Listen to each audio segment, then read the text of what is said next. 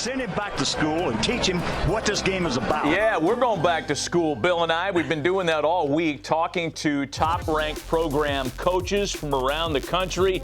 You cannot mention Tar Heels baseball without Scott Forbes' name popping up immediately. He's been on campus with the program for the better part of 2 decades, 19 seasons. He is entering his 4th as head coach. He's got a top 20 ranked program. As we mentioned, they open a week from today against Wagner or Wagner if you're a classical music fan.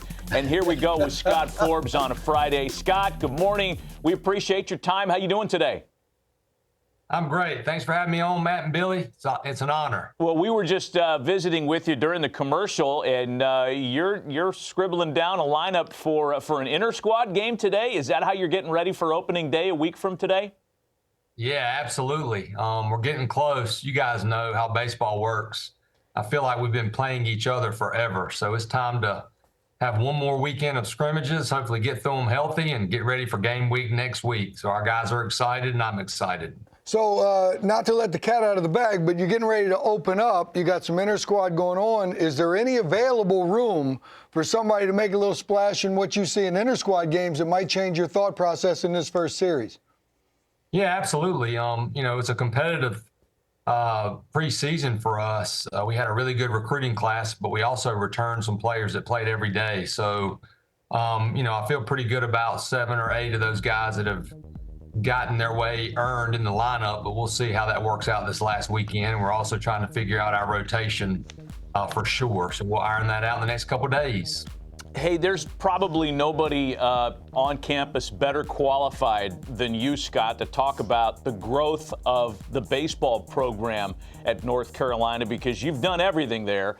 You have been a coach. You have been a scout. You've done everything for them, coordinated recruitment, entering your 4th season as head coach, as we mentioned. Talk about the growth that Tar Heels baseball has made over the past few years. Yeah, I was just lucky when I walked in here and with Coach Fox as a volunteer. I was just lucky. It was good timing on my part to get into coaching. And then I left and came back, and I was named the pitching coach. But when I walked in here, there were 2 guys in that rotation named Andrew Miller and Daniel Barr. So it wasn't that hard to be a pitching coach that year. So I've just been so lucky and blessed. And I grew up 30 miles from here.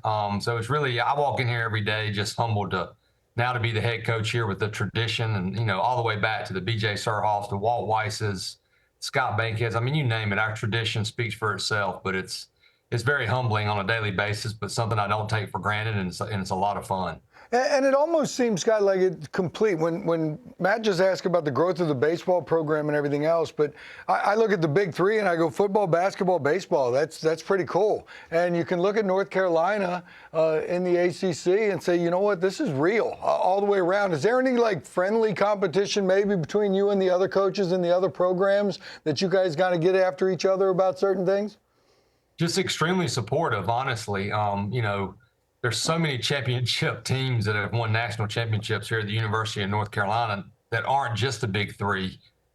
So I just try to get around these coaches and soak in as much knowledge as I can. Obviously, our basketball team's having a phenomenal year. Our football team had a great year, but there's so many other teams here that are always ranked in the top 10, top 15, and national champions. So it's pretty cool to be a part of that. Yeah, let's talk about how competitive not only the ACC is, but you're part of the country. I mean, there's so many schools with great athletics programs on Tobacco Road. I'm wondering about recruitment, if you focus on your backyard, if you and Elliot Avent have ever been in the same household together, if you've ever had a fist fight. I want to know all about that, Scott. Oh, man. Well, Elliot and I were both born and bred in this state.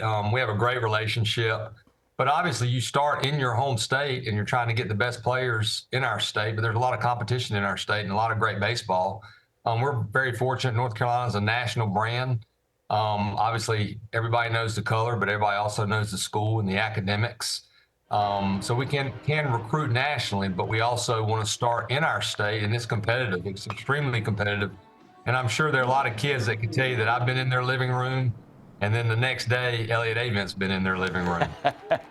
Hey, Scott, I mentioned ACC. Matt mentioned ACC, so I've got to kind of go in that way. The landscape of college sports is a little bit different than yesteryear. We're always talking about realignment, this going to happen, the players with the NIL, they can portal out and everything else. I take it from talking to you, though, that you're kind of a proud member of the ACC. Do you ever worry or wonder about the outside stuff, or is that just noise and you take care of business in your own place? I think you said it the best. You have to look at it as noise because you can't worry about it. Worried about it ain't going to do any good. But the landscape, you do have to recognize that the landscape has changed with the transfer portal, NIL, and you have to recognize it and say, okay, how can we use this to keep our program where it's been and maybe improve our program? So I don't look at it as a bad thing. I look at baseball, being behind anyway with only 11.7 scholarships, and maybe through NIL we can bridge that gap, and our guys can leave here, less debt.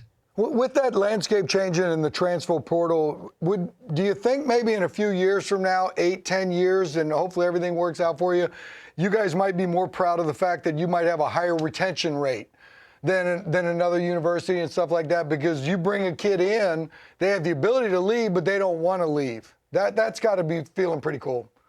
Yeah, that's a great point. Kids shouldn't be leaving. Every now and then a kid's going to leave because he just can't get on the field and he really wants to play, and that's okay.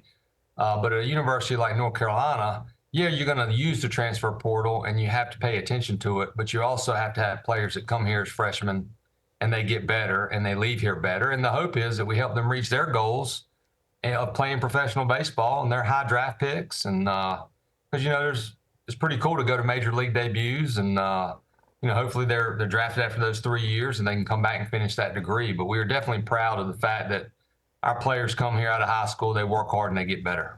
You had 3 last year come out in the draft. The program has put a lot of people into Major League Baseball. Hey, before we let you go, Scott, knowing that a college coach, a Major League manager can only manage based on the kind of personnel he has, if you had the perfect roster personnel-wise, what kind of game would you run? Are you a take the extra base aggressive guy? Are you Earl Weaver waiting for the 3-run homer? What's a perfect Scott Forbes run game? Oh, wow, man. It starts with the guy on the mound for me, for sure. We're rolling guys out there like Andrew Miller or Zach Gallen that are going to throw 7 innings, and then we can all take a deep breath because those guys don't come around too often. But I would say a combination, honestly, very aggressive, but also you have to have a feel for your team. And if you have a powerful team, have a little bit of Earl Weaver and let that guy, hit that 3-run home run for sure instead of butting your way out of an inning. Sounds good to us, for sure. Hey, Scott, we appreciate the visit today. We wish you and the Tar Heels nothing but success in 2024. Good luck a week from today against Wagner, and thanks for your time today.